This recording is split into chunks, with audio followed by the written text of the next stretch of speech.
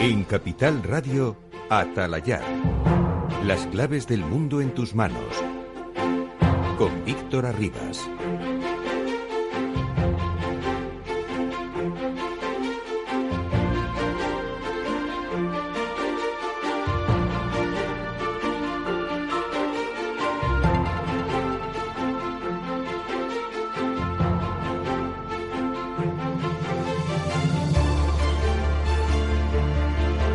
Saludos, señoras y señores, muy buenas noches y bienvenidos a Atalayar en Capital Radio. Ya saben que es el programa de análisis sobre la actualidad internacional que cada noche de los lunes abrimos en esta misma sintonía.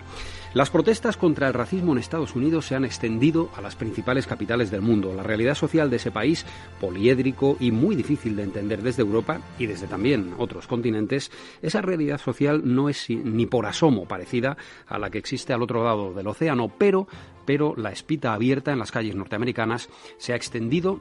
Y el domingo hemos visto decenas de miles de manifestantes corear que las vidas negras importan.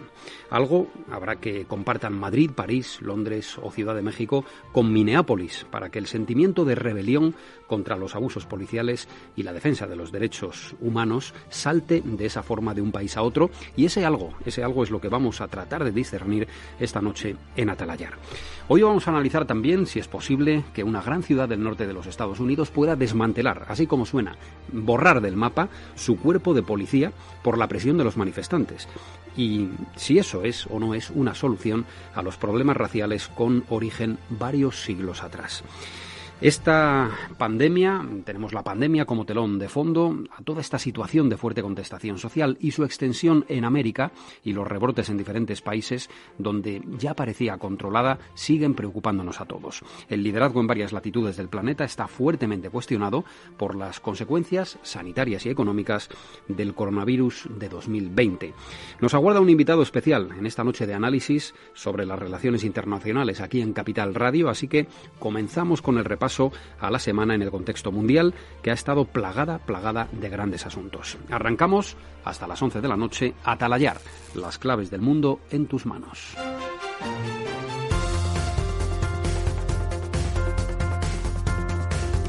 Claves que ya nos sirve desde la redacción de Atalayar, Henar Hernández. Henar, buenas noches. Buenas noches, Víctor. Los casos de coronavirus en el mundo superan ya los 7 millones y las muertes sobrepasan las 400.000.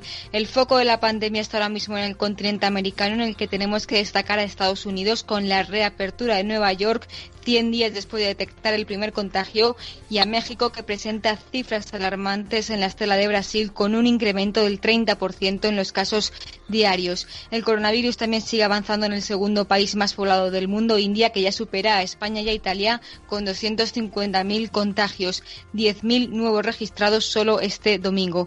Además, en el programa de hoy abordaremos el impacto de la enfermedad sobre el sector turístico con la entrevista a Ramón Jáuregui, presidente de la Fundación Euroamérica. También estarán sobre la mesa la tensión racial en Estados Unidos, la reestructuración de la policía de Minneapolis o el buen dato del paro registrado en el gigante norteamericano con la creación de 2,5 millones de empleos en mayo. En el último bloque hablaremos sobre Emiratos Árabes Unidos y su liderazgo mundial frente a la COVID-19, y antes de las 11, como cada lunes, repasaremos los principales titulares de la prensa internacional.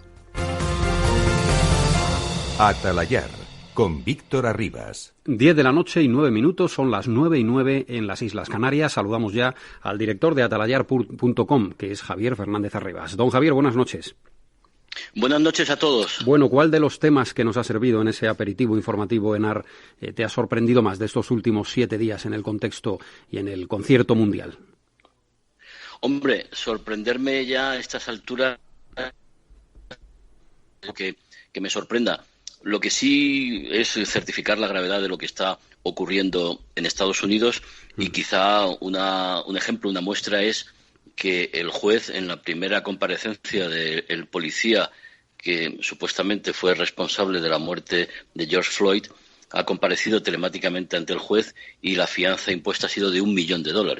Con lo cual, yo creo que es un dato a tener en cuenta de cómo se valora o cómo se está advirtiendo por parte de las instituciones en Estados Unidos, en este caso la judicatura, la gravedad de los hechos y de cómo la policía no puede actuar de la manera que actuó este agente en Minneapolis. Ha sido muy sorprendente esa noticia que comentábamos en la portada, Javier, de la supresión, bueno, el anuncio de la intención por parte del Ayuntamiento de Minneapolis de suprimir el cuerpo de policía, ¿no? Yo no sé si es un mensaje en la línea acertada, en la línea correcta. Luego lo vamos a poder analizar a partir de las 10:30 de la noche, ¿no? No, yo creo que es un error porque la policía como institución pues es necesaria. Claro, yo me diría que es imprescindible para mantener el orden y tener la autoridad. La autoridad no se gana con el temor, sino se gana con una actuación profesional, y la policía va a ser necesaria en una ciudad como Minneapolis, como es necesaria en todas las ciudades del mundo, con lo cual tú lo que tienes que hacer es extirpar los elementos que no actúen de la manera correspondiente, legal, ateniéndose a los principios y valores que se tienen que atener, sobre todo a la ley. Pero tú, una institución como la policía, yo no la aboliría. Me recuerdo muy rápidamente el grave error de los Estados Unidos después de la guerra en Irak en 2003, cuando desmantelaron el ejército y la policía iraquí y también el partido Baas. Bueno, eso fue uno de los graves errores, porque tú estás desmantelando infraestructuras que luego vas a necesitar para la gobernabilidad del país, y así lo estamos sufriendo desde entonces, ¿no? Así es, coincido totalmente contigo en este punto, que ya digo, comentaremos más ampliamente dentro de un momento, pero que también queremos comentar con nuestro invitado de hoy, que es Ramón Jáuregui, el presidente de la Fundación Euroamérica. Don Ramón, muy buenas noches. ¿Qué tal? Buenas noches, encantado de saludarles. Un verdadero placer tenerle en nuestro Atalayar en Capital Radio. Ya sabe usted Igualmente. Que es un programa que cumple un mes y medio prácticamente y que se dedica al análisis de los asuntos internacionales, de la geopolítica y de las relaciones internacionales. Así que era obligado, por supuesto, invitar al presidente de la Fundación Euroamérica. Nada menos bueno, y conocido también por su labor en la política nacional, en el Parlamento Europeo, en las instituciones europeas. No necesita presentación, don Ramón. Bueno, su opinión sobre lo que hablábamos, esta protesta violenta en algunos momentos, pero que con carácter pacífico se ha ido extendiendo a tantas ciudades del mundo. Don Ramón, ¿cuál es? Ya que hablamos de un país americano como Estados Unidos. La primera es que se produce una reacción muy sana. Yo creo que moralmente la sociedad en general, pero la norteamericana en particular, tienen necesidad de superar este sentimiento que ha inundado la historia americana, un sentimiento racista contra los negros en particular, también contra los hispanos, pero muy especialmente contra los negros. Yo diría que el segundo elemento interesante es el de que surge un sentimiento colectivo del mundo entero contra el racismo, y yo diría incluso que puede tener una influencia positiva respecto del proceso electoral americano. No olvidemos que el mundo entero está pendiente de lo que pase en noviembre, ¿no? Allí, porque todo lo que se examina, la guerra comercial, la guerra tecnológica con China, el futuro de América Latina, el futuro de la OTAN, las relaciones con Europa, 1000 cosas que podríamos incorporar al tablero de la geopolítica están pendientes, porque todo está parado prácticamente en este momento de lo que pase en noviembre en Estados Unidos. Y lo que parecía una victoria clara de Trump puede no serlo, quizás en virtud, primero, de la pandemia y segundo, de este brote de protesta contra un presidente que en particular ha tenido una nefasta gestión de la protesta antirracista americana.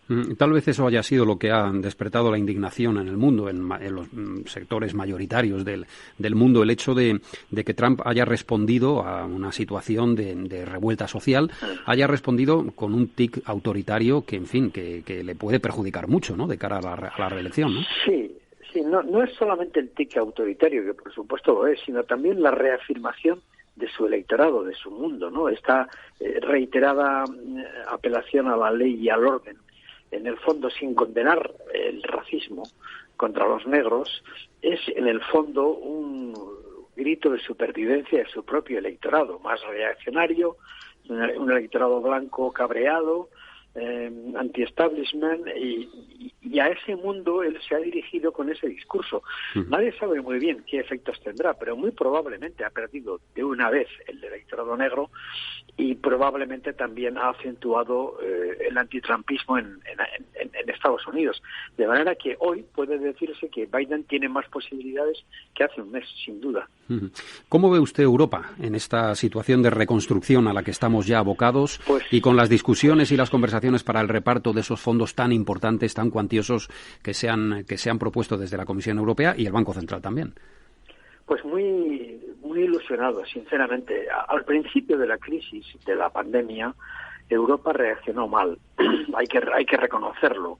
Hubo una falta de coordinación muy grande en el cierre de fronteras, en la falta de solidaridad con Italia, primero, sobre todo, en la falta de coordinación para la compra del suministro de materiales sanitarios necesarios. En fin, hubo una Europa inexistente, ¿no? Como decía Tosak, Europa fue como un equipo como pollo sin cabeza, ¿no? No había Europa. Y durante los días iniciales, en marzo, abril, yo recuerdo que los comentarios fueron tremendistas, casi catastróficos sobre el futuro de Europa, casi anunciando que una Europa incapaz de reaccionar ante la crisis de la pandemia era una Europa en riesgo de default, ¿no? Bueno, afortunadamente eso ha provocado un incremento de la conciencia y de la preocupación en todas las esferas, en todas las cancillerías y desde luego en la Comisión Europea, en el Parlamento Europeo, hasta el punto de que la respuesta hoy es una respuesta formidable. Déjeme que le diga que creo que el plan de reconstrucción está elaborado por la Comisión. Es verdad que pendiente de que el Consejo Europeo lo apruebe los próximos 18 y 19 de junio, cuando se reúnan los jefes de Estado y de Gobierno en Bruselas, pero lo que conocemos hasta hoy es una respuesta que yo calificaría un paso extraordinario en lo que llamaríamos la federalización de Europa, la Europa mutual, la Europa solidaria. Primero porque ha elaborado un plan anticíclico, a diferencia del que fue en su momento, en los años 2010, en la crisis del euro, un plan procíclico que nos obligó a los países del sur a una austeridad que aumentó nuestras propias depresiones económicas. Este es anticíclico, claramente. Además, es contundente, porque hay que incorporar a los 750.000 millones todo lo que ya había previsto la propia Comisión Europea, el Banco Europeo de Inversiones, el MEDE y, por supuesto, el Banco Central, con su billón largo de capacidad de compra de deuda de los Estados. Y luego es un plan, sobre todo, que me parece importantísimo decir, es asimétrico, porque va en beneficio de quienes más han sufrido, lo que muestra la solidaridad. ¿Y qué es la solidaridad? La muestra de la unidad.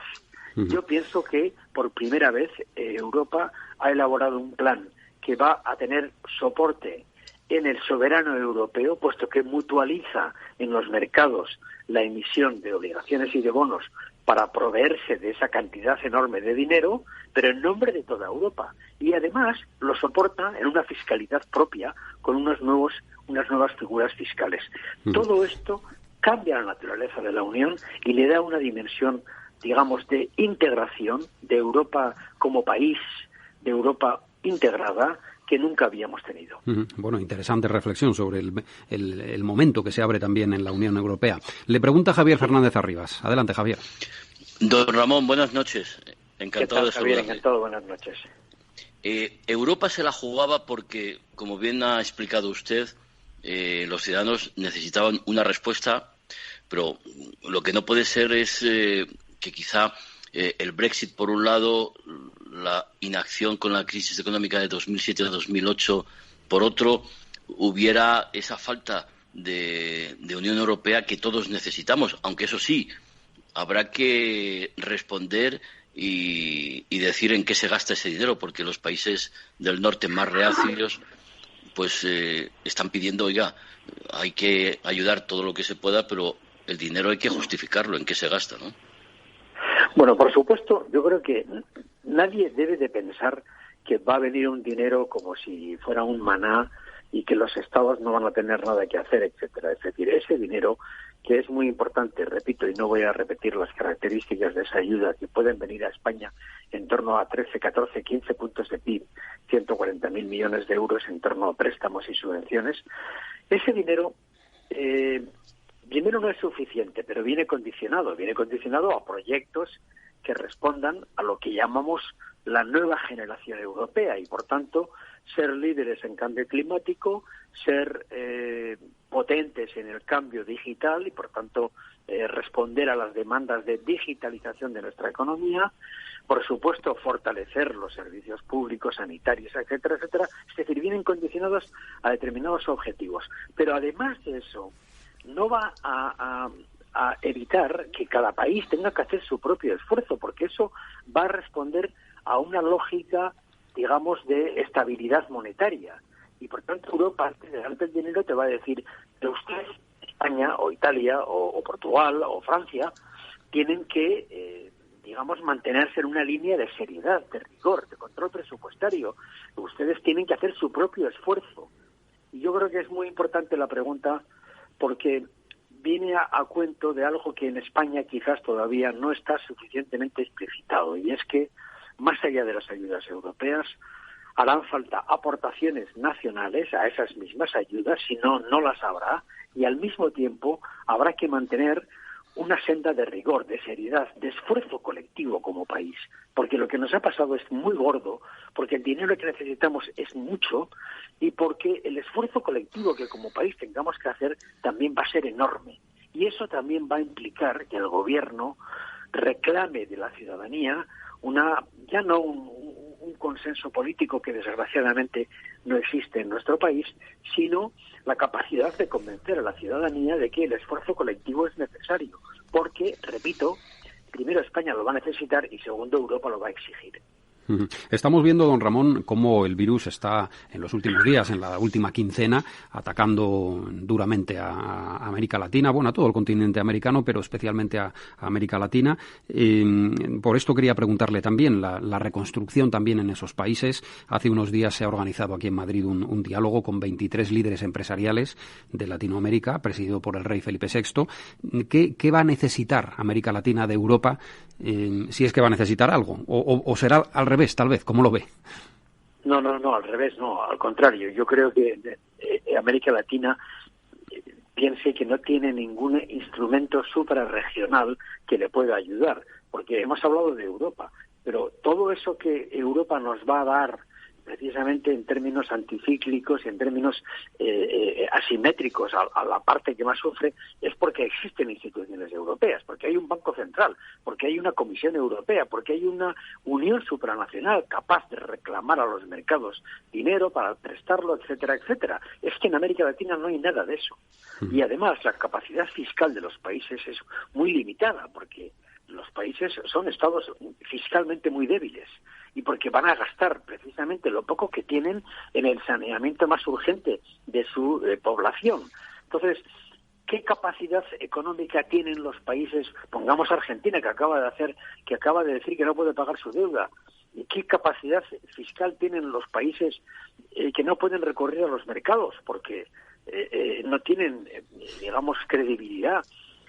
Entonces, claro, al contrario, justamente América Latina necesita que la comunidad internacional, financieramente hablando sobre todo, dé una respuesta en términos de una ayuda especial para los países, ya no solamente los países pobres, que hay unos cuantos, sino también los países de renta media, que tienen también esa necesidad de poder invertir, de poder hacer política keynesiana, de poder evitar que las empresas cierren, de poder evitar que los parados cobren, o más bien que puedan cobrar, quiero decir. Entonces, todo esto requerirá que probablemente el Fondo Monetario Internacional emita unos derechos especiales de giro o algo semejante para poder prestar en torno a $1 billón a los países de América Latina. ¿Quién mueve el Fondo Monetario? Desgraciadamente, Estados Unidos no está mostrando sensibilidad alguna para que el Fondo Monetario pueda prestar esta ayuda. Y Europa tiene que moverse. Y España a la cabeza. Yo en esto soy muy exigente, porque creo que si somos amigos de América Latina, si llevamos mucho tiempo reivindicando que América Latina es un continente fundamental para la política exterior europea, etcétera, etcétera, y no digamos para la española, tenemos que ayudar en este momento. Es imprescindible. Inclusive añadiría a esa ayuda del Fondo Monetario, añadiría yo la posibilidad de que los bancos multilaterales de desarrollo, desde CAF al banco, al BID, al Banco Europeo de Inversiones, a todos los bancos dedicados al desarrollo, pudieran construir un fondo de ayuda a que determinadas obras de infraestructura imprescindibles en la conectividad de América Latina se pudieran realizar. Yo pienso que si pensamos solamente en la necesidad moral de esos pueblos para el futuro, ya es razón suficiente, pero si además pensamos en términos geopolíticos y descubrimos que si no estamos a la altura los europeos, en este momento China nos va a desbancar de nuestra presencia en América Latina, ya es una razón más que añadir a la razón de justicia moral. Sin duda, ahí está también la guerra comercial, ¿no? Latente. Javier. Claro, por supuesto.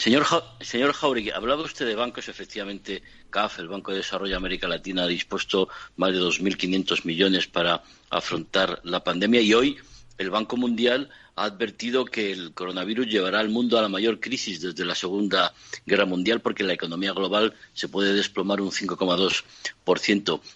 ¿Usted cree que esto podrá hacer reflexionar a la administración Trump de la necesidad de volver a la cooperación, al multilateralismo, sobre todo con sus socios europeos? No, yo creo que no. Yo creo que eso no les va a sensibilizar. No. Desgraciadamente sabemos ya que son insensibles a un argumento que además es muy poderoso, y es que estos países latinoamericanos van a sufrir más todavía, porque uno de los sectores productivos más importantes es su turismo o sus remesas. No lo olvidemos, hay países de América Latina que tienen un 20% o un 25% de sus ingresos fiscales son sus remesas, desde gracia El Salvador y alguno más en Centroamérica. Es decir, que son las remesas que envían sus emigrantes, ya sea en España o en Estados Unidos o en otros lugares del mundo.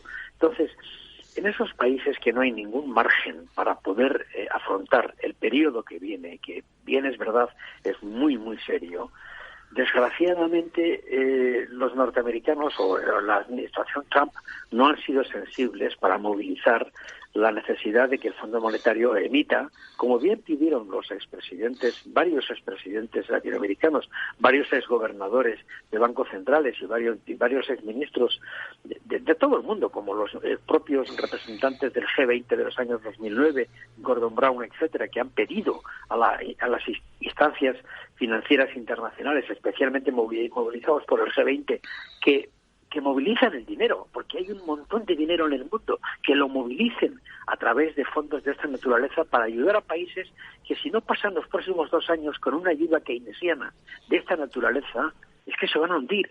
Entonces, no confío en absoluto en que la administración americana cambie, y tengo la esperanza, sin embargo, de que precisamente en ese terreno los europeos seamos capaces de tocar esa puerta, de reclamar, tanto en el G20 como en el Fondo Monetario, como en el Banco Mundial, como en los bancos multilaterales de desarrollo, una acción mucho más potente en ayuda de América Latina, porque, repito, nos estamos jugando mucho. Bueno, pues lo dejamos ahí, don Ramón. Gracias, reiteramos nuestro agradecimiento por estar con nosotros hoy en Atalayar, aquí en Capital Radio, y hasta muy pronto. Cuando quiera, ¿no? Muy bien. Buenas noches. Un abrazo y buenas noches. Muy bien. Gracias. Buenas noches, don Ramón.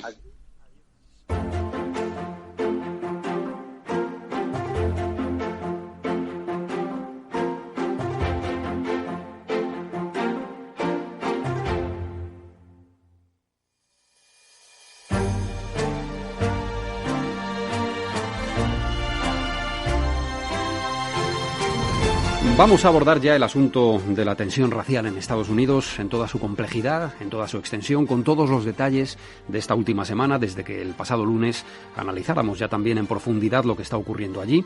Bueno, lo último ya saben que es esa extensión de las manifestaciones a diferentes ciudades del mundo, también la rebelión de los altos mandos del ejército norteamericano contra su propio presidente, algo en lo que, bueno, pues habrá que ir a los libros de historia, pero es difícil, es muy difícil encontrar precedentes sobre esto. El presidente ha tenido que dar marcha atrás en sus intenciones, o al menos en sus deseos de que el ejército saliera a las calles a controlar la situación. En fin, de todo ello nos da cuenta Henar Hernández. Henar, adelante.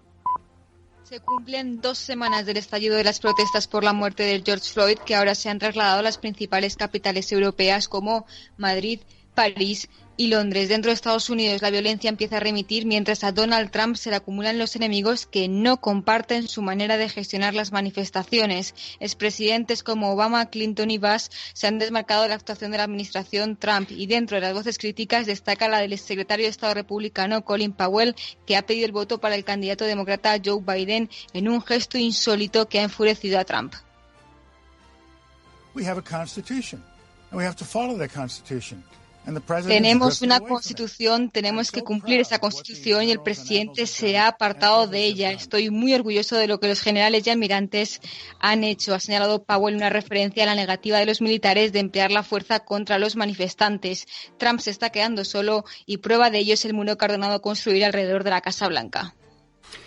Gracias, Enar. Bueno, pues esos son los términos del debate tal y como está ahora mismo. Lo normal es que esta situación vaya remitiendo, pero ha sido tan imprevisible en las últimas semanas, en las 2 últimas semanas, que, en fin, cualquiera hace un pronóstico al respecto. Bueno, nos van a acompañar en esta parte del análisis José María Peredo, al que ya saludamos. José María, buenas noches. ¿Qué tal? Buenas noches, Víctor. Buenas noches a todos. Colaborador de Atalayar, ya saben que es catedrático de Relaciones Internacionales de la Universidad Europea de Madrid y también colaborador de atalayar.com. También Santiago Mondejar. Santiago, buenas noches. Hola, buenas noches a todos. Bueno, para empezar, Javier, hablábamos antes de la sorpresa de esa supresión o anuncio de supresión del cuerpo del Departamento de Policía de Minneapolis, pero no le va a la zaga en sorpresa, en incredulidad, el hecho de que el jefe del ejército, Javier, se haya poco menos que negado a cumplir una orden o por lo menos un deseo del presidente de los Estados Unidos, ¿no? El tema de controlar en las calles con el ejército las revueltas y los incidentes que en ese momento se estaban produciendo, ¿no? La gravedad de la situación es de tal calibre. Yo esperaba que después de esa decisión del jefe del Pentágono y de los altos mandos militares norteamericanos, Trump cesara al secretario de Defensa inmediatamente, ¿no? Pero él, yo creo que es consciente de la gravedad de la situación. Hay una división muy profunda y muy peligrosa con los gobernadores de los estados, incluso yo me atrevería a decir con alcaldes de ciudades tan importantes como Nueva York, y ahí el problema de Donald Trump es que él lo único que está haciendo con la crisis es mirar a su electorado. Entonces, cuidado, porque desde Europa muchas veces corremos el riesgo y cometemos el error de pensar que en Estados Unidos va a pasar o va a salir la persona que a nosotros más nos parece adecuada y más nos gusta, pero luego los norteamericanos, sobre todo en la América profunda y en estados del norte industrializados, que fueron los que cambiaron el voto demócrata al voto Trump, pues luego piensan de otra manera, ¿no?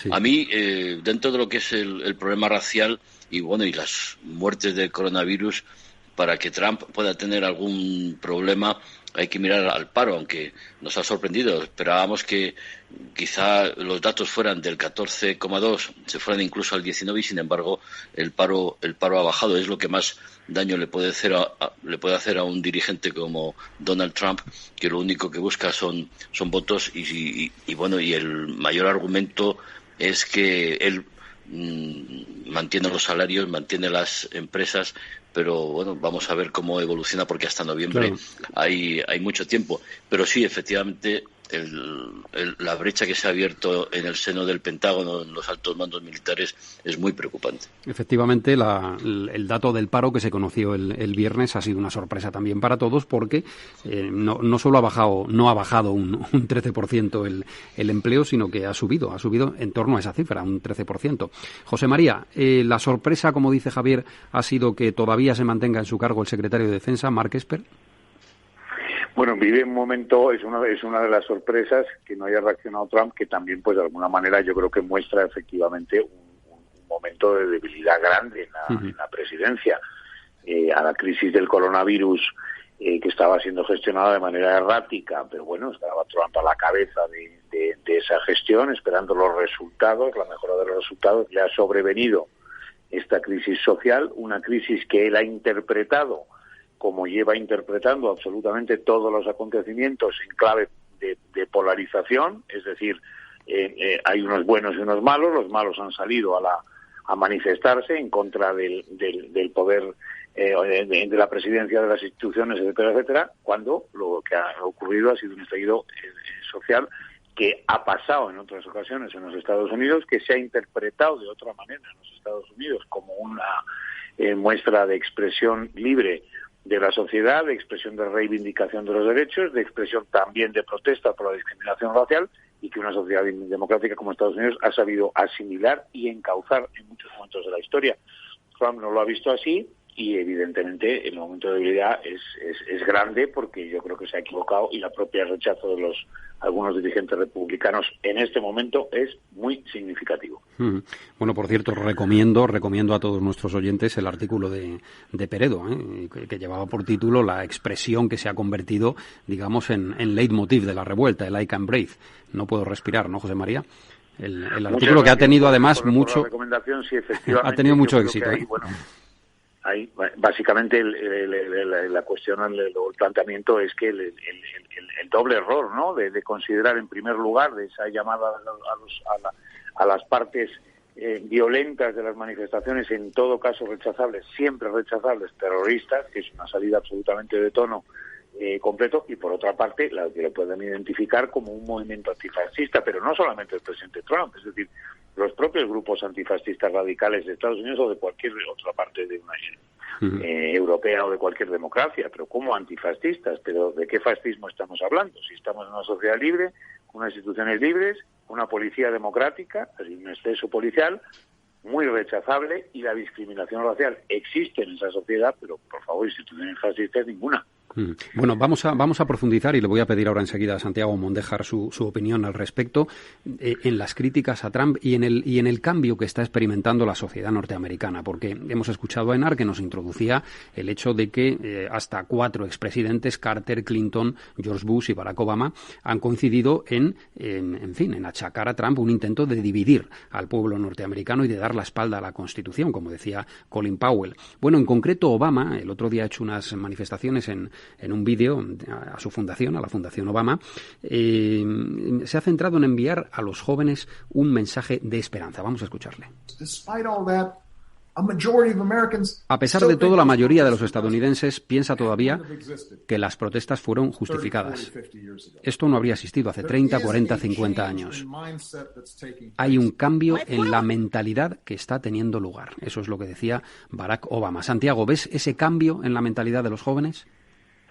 Ciertamente. Como estabais describiendo anteriormente, los cambios, el choque de placas tectónicas es muy profundo y afecta a múltiples niveles de la sociedad. El problema al que se enfrenta fundamentalmente Trump es que él, lo que antes había sido su gran fuerza, el ser un outsider, ser alguien de fuera, en esta ocasión está jugando en su contra, precisamente porque, como tú decías, Víctor, no ha sabido leer bien cuál es el estado emocional de grandes capas de la sociedad, por una parte, y después la estructura sociológica del país. Por ejemplo, volviendo al tema del ejército, Trump, en lugar de hacer algo similar a lo que hizo Richard Nixon, que era un político mucho más inteligente y astuto que él, y que supo sacar ventaja electoral de los disturbios raciales que hubo en el 68, presentándose en el Lincoln Memorial y haciendo un discurso importante, transversal, lo que ha hecho Trump es desalojar a porrazo limpio con gases lacrimógenos una manifestación en una iglesia que estaba enfrente de la Casa Blanca, y después, acto seguido, mandar a la Guardia Nacional, al ejército, a la reserva del ejército, a ocupar el Lincoln Memorial. Claro, la imagen es tremenda. Y de pronto el presidente de los Estados Unidos se saca de la manga una aplicación incorrecta de la ley de insurrección, a lo cual los militares se han negado como defensores de la Constitución, como dijo Cowell, y poniéndose como defensores de los derechos civiles, cuando es un papel que normalmente debería estar jugando la propia policía civil. El problema es muy de fondo, el problema es parte del pecado original de la sociedad norteamericana, deriva del origen esclavista de una parte importante de la sociedad, de la guerra civil que no está curada a todos los niveles, de una serie de leyes como las leyes de Jim Crow que surgieron a posteriori y que asentaron la discriminación, el segregacionismo en múltiples territorios, y toda una serie de problemas,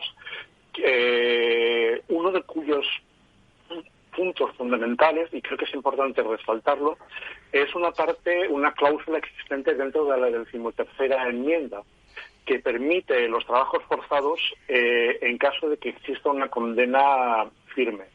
Eso ha sido utilizado históricamente, económicamente, contra la población negra. Un dato: entre 1960 y 2010, la población de presos de color se triplicó en los Estados Unidos.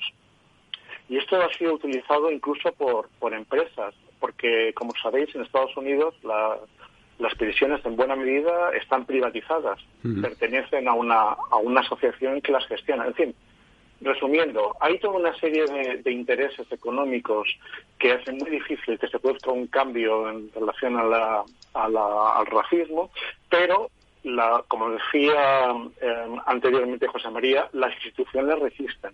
El ejército resiste, el sistema judicial resiste, e incluso la Iglesia se ha opuesto a Donald Trump, tanto católicos como protestantes. El arzobispo de Washington, nada menos. Bueno, hay que decir que toda situación que despierta una aparente unanimidad, como es esta, de la respuesta que Trump ha dado a la revuelta social con motivo del asesinato, de la muerte de George Floyd, tiene también su cara B, ¿no? Tiene su otra parte que aquí en Atalayar queremos también mostrar. Vean la discusión que se produjo el otro día en la calle, en la calle en Minneapolis, entre diferentes manifestantes. Había una mujer que no estaba de acuerdo con lo que gritaban los manifestantes y discutía con algunos de ellos. Mi opinión es que niños negros son asesinados en Chicago todos los días. ¿Dónde está el Black Lives Matter en Chicago? ¿Dónde están?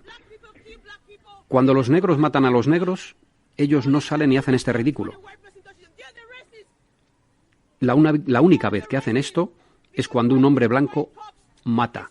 Vosotros, decía esta mujer, sois los racistas. Javier, ¿es una opinión aislada o crees que hay mucha gente en Estados Unidos que piensa esto? Hombre, hay que señalar que quien decía esto era una mujer negra. Era efectivamente una mujer negra, sí. Y discutía con una mujer blanca. Decía, oiga, con una mujer blanca. Oiga, que día a día mueren negros en Estados Unidos y no hay nadie que salga a protestar ni a hablar de racismo cuando los negros matan a los negros. Claro, es evidente que el racismo está dentro de lo que puede considerarse, o alguien piensa que tiene capacidad de tener la supremacía blanca, que es algo absurdo, y que va a machacar a otras personas de otras razas de color, ¿no? Entonces, yo sí creo que hay una polarización en la sociedad norteamericana de un racismo que, por desgracia, yo creo que es estructural, porque no es de ahora, y yo creo que va a permanecer durante mucho tiempo. Este tipo de brotes se producen cada cierto tiempo, y no por eso hay que dejar de combatirlos y de tomar las medidas adecuadas para que ese racismo se vaya temperando y con el objetivo de que desaparezca, ¿no? Y en eso yo creo que, a pesar de lo que está ocurriendo y a pesar de la actitud de ese policía de Minneapolis, en la sociedad norteamericana hay las personas de color, los negros, por hablar claro, están ya en muchos estamentos e instituciones de los Estados Unidos. Lo podemos ver en las series norteamericanas, como en la judicatura, como en la presidencia de los Estados Unidos, como en la televisión, en las radios, en las instituciones, en las empresas. Los negros tienen ya su espacio. Lo que ocurre es que la desigualdad que hay en las capas donde hay pobres y pobres de solemnidad en los Estados Unidos, la violencia entre unos y otros, y en este caso yo creo que da igual la raza, es tiene unas consecuencias bastante delicadas, sobre todo cuando la violencia es de blancos contra los negros. Y lo que requiere, José María Peredo, lo que requiere esa polarización social es un mensaje conciliador, ¿no? Seguramente todo lo contrario a lo que ha salido de la Casa Blanca, ¿no? Seguramente, seguramente no, así es. Claro. Yo añadiría ahí dos cuestiones sobre lo que acabáis de comentar. Una con respecto a ese mensaje de la ciudadana afroamericana que protesta ahí en contra precisamente de los manifestantes. Bueno, es que eso lo que refleja es la diversidad y la libertad de la sociedad norteamericana. Es decir, ahí no hay un movimiento integrista, vamos a decir, de defensa. Oiga, ahí hay una serie de personas que se manifiestan naturalmente movidas por asociaciones, por movimientos de derechos civiles, pero que no incluyen y no engloban y no tienen el punto de vista común y definido, ¿no? Que precisamente además recriminaba a una ciudadana blanca que salió y que de alguna manera también representaba, ¿no?, pues esa figura un poco de esos valores progresistas o neoprogresistas o progresistas más radicales, que son capaces de defender la total libertad en el discurso, incluso aunque sea discurso del odio en un momento dado, en un momento, insisto, donde la polarización, como señalas, es tan importante. Hay una cuestión a añadir a lo que ha dicho Santiago en esa magnífico análisis, que yo creo que explica también el asunto del racismo existente, que es la cuestión de la segregación. Es decir, la segregación en Estados Unidos ha sido constitucionalmente una política aprobada y desarrollada durante muchas décadas, desde final del siglo XIX hasta en algunos estados hasta los años 60. Esa segregación reconocía constitucionalmente los derechos de los ciudadanos afroamericanos, pero sin embargo les confinaba para que desarrollaran sus derechos en absoluta igualdad, pero en comunidades separadas. Esa cuestión que recoge el propio Tribunal Supremo, ampara esa segregación social, es lo que luego pues convirtió los barrios, guetos y demás durante décadas en Estados Unidos en algo común, y todavía hoy se produce. Entonces, efectivamente es un fenómeno, pues claro, en España es difícil de comprender, porque en España no hemos vivido situaciones así. Entonces, la manifestación en España, que ha sido una manifestación insignificante, entre otras cosas, en primer lugar porque no les interesaría a los partidos representarla, en fin, en un momento con tantísimas víctimas en nuestro país, pues no ha tenido repercusión, tampoco lo ha tenido desde mi punto de vista, porque esa situación del racismo social y segregacionista no ha existido en nuestro país. Santiago, te lo ha dejado en suerte, sí. José María. No, en efecto, es más, no ha existido porque culturalmente la aproximación incluso colonial de un poder como el español fue completamente diferente. De hecho, os voy a poner un ejemplo.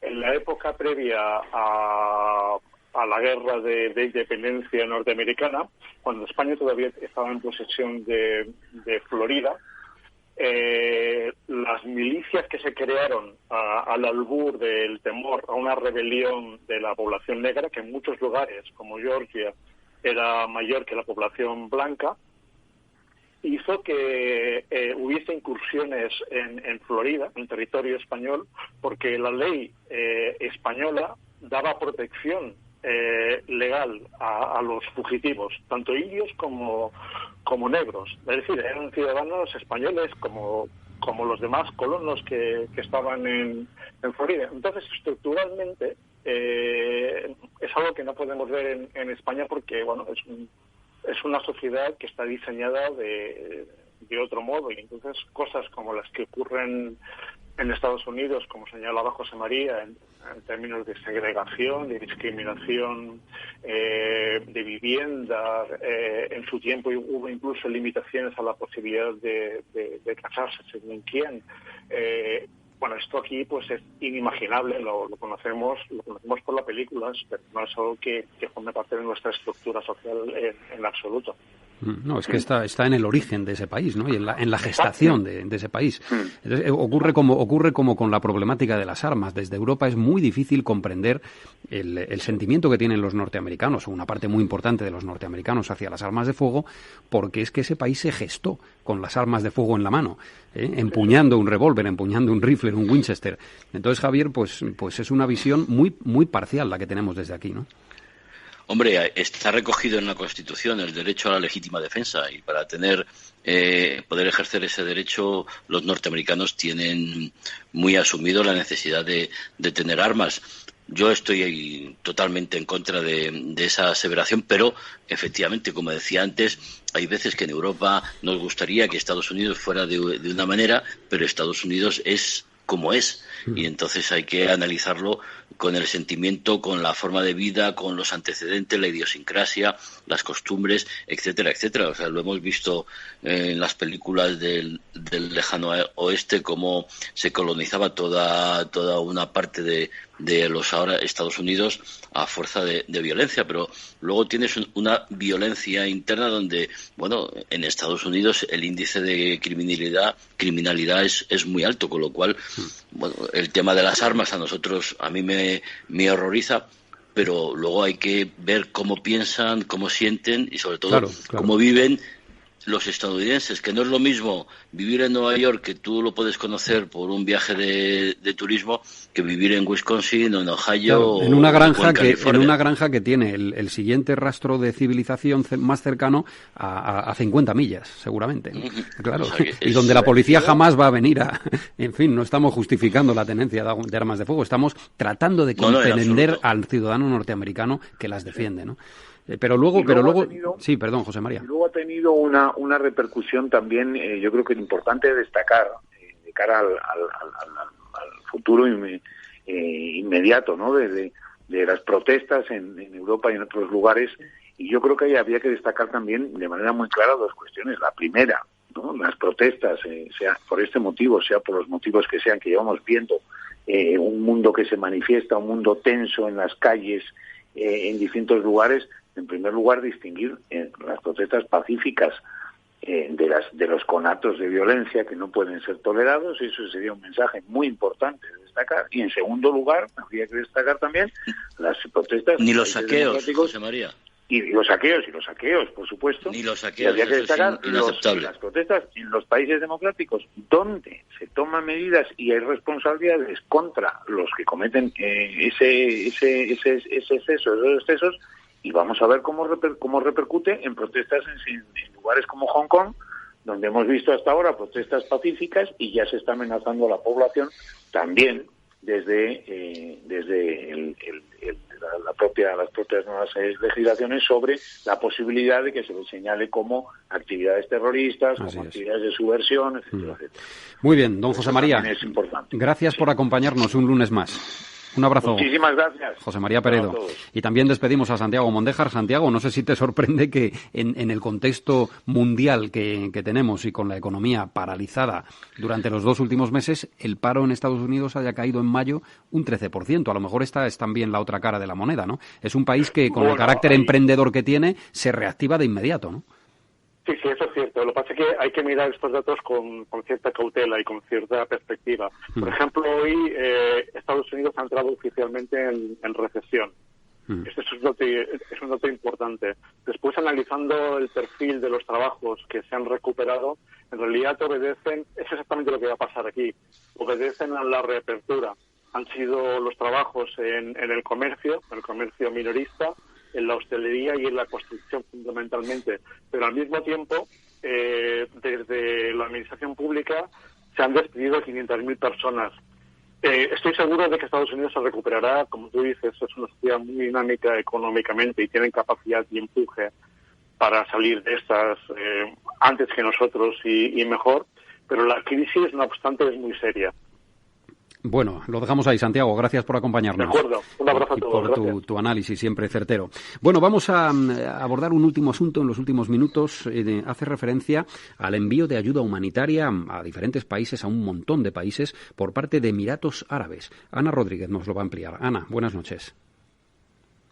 Hola, buenas noches. La COVID-19 ha puesto contra las cuerdas a la mayoría de sistemas sanitarios. Sin embargo, en este escenario de inestabilidad, la nota positiva la pone Emiratos Árabes Unidos, un país que en momentos de crisis ha sido capaz de dejar la enemistad a un lado y ayudar a algunas de las naciones más afectadas en la región, como es el caso de Irán. El país del Golfo enviaba en marzo 2 aviones con 32 toneladas de suministros médicos para ayudar a Teherán, a pesar de la rivalidad existente entre ambos estados. En total, y desde el inicio de la pandemia, Emiratos ha distribuido unas 708 toneladas de ayuda a más de 62 naciones, como España, Italia, Colombia o Pakistán. Es más, solo en esta última semana esta nación ha distribuido ayuda en países como Cuba o Reino Unido.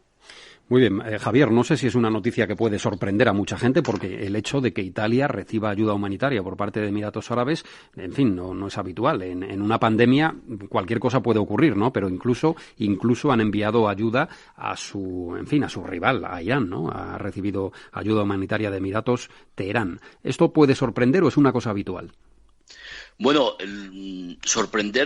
puede sorprender a quien tenga el estereotipo o el cliché de los petrodólares y de los Emiratos y de los países del Golfo que derrochan y despilfarran y tienen ese tipo de proyectos que son realmente impresionantes. Pero cuando tú analizas en profundidad y conoces bien lo que es la sociedad emiratí, pues eso se debe a que ellos son conscientes de que no pueden estar siempre dependiendo del petróleo y están diversificando sus economías y sus sectores sociales a otros medios. Por ejemplo, 250 millones de dólares es la inversión que tiene Emiratos Árabes para acelerar la innovación nacional, y eso, pues lo que se llama también turismo médico, y tener material sanitario de sobra. Ellos desde el primer momento adoptaron medidas y lo que han hecho es que esa capacidad, ese material sanitario que ellos tenían, lo han ido distribuyendo, pues como bien ha contado Ana, desde Irán a Cuba, pero desde China al Dagestán en Rusia, a Reino Unido, a Marbella, a 62 países. Yo creo, y lo más destacable es eso, ¿no? Que un país que tiene sus diferencias graves con Irán no tuvo ningún tipo de reparo al conocerse la situación tan delicada que vivía el régimen de los ayatolas, de enviar 2 aviones con esa ayuda humanitaria. Sobre todo te produce, pues en el mundo, más allá de todo lo que hay, pues los dirigentes políticos, en este caso los dirigentes de Emiratos, tienen la capacidad suficiente como para arrinconar las diferencias en un momento de esta necesidad y distribuir ayuda humanitaria a sus adversarios, y a muchos países en el mundo. Hay un dato, Víctor: más de 700.000 sanitarios médicos han podido trabajar gracias a las 700 toneladas de ayuda humanitaria que han enviado los Emiratos. Buena noticia, por lo tanto. Nos quedan 2 minutos. Hay que apuntar a lo dicho anteriormente, que según publica también a esta hora Atalayar.com, han llegado ya a Emiratos biólogos españoles para impulsar la detección del COVID-19. Es una noticia que acabamos de publicar en Atalayar esta misma tarde y que sin duda pues mueve también a valorar lo que se hace desde esa parte del mundo. Ana, vamos a repasar los principales medios de comunicación a esta hora de la noche del planeta, lo que llamamos la prensa internacional en tus manos. ¿Por dónde van los titulares? Pues la violencia policial en Estados Unidos protagoniza en estos momentos las portadas de los digitales del Washington Post y del New York Times. Este último en concreto anuncia que los demócratas han presentado un proyecto de ley en el Congreso para poner fin al uso excesivo de la fuerza por parte de la policía en todo el país. Mientras tanto, el británico The Guardian abre con una investigación que revela que el confinamiento redujo la tasa de infección hasta en un 81%. Bueno, pues casi todas las noticias tienen que ver, Javier, ya ves, con Estados Unidos, ¿no? Es el asunto que lo inunda todo, además del coronavirus, claro. Sí, porque además eso tiene repercusión internacional. Y si pensamos que podemos rebotar y evitar en lo posible la crisis internacional, una de las locomotoras mundiales es Estados Unidos, y su estabilidad es muy necesaria para ese repunte en la economía mundial que nos va a beneficiar a todos. Sin ninguna duda. Bueno, lo vamos dejando ahí. Estamos a punto de llegar a las 11 de la noche, las 10 en Canarias. Javier Fernández Arribas, director de atalayar.com. Gracias por estar con nosotros un lunes más. Un saludo, buenas noches. Buenas noches a todos. Y nosotros nos despedimos. Ya saben que cada lunes, entre las 10 y las 11 de la noche, aquí en Capital Radio, pueden escuchar el análisis sobre los grandes acontecimientos del mundo, sobre la actualidad internacional y la geopolítica. Tratamos de hacerlo más comprensible y tratamos de que les llegue a todos ustedes con las voces de los mejores expertos que hay en nuestro país y fuera de nuestro país. Será hasta el próximo lunes. Por tanto, señoras, señores, feliz noche a todos.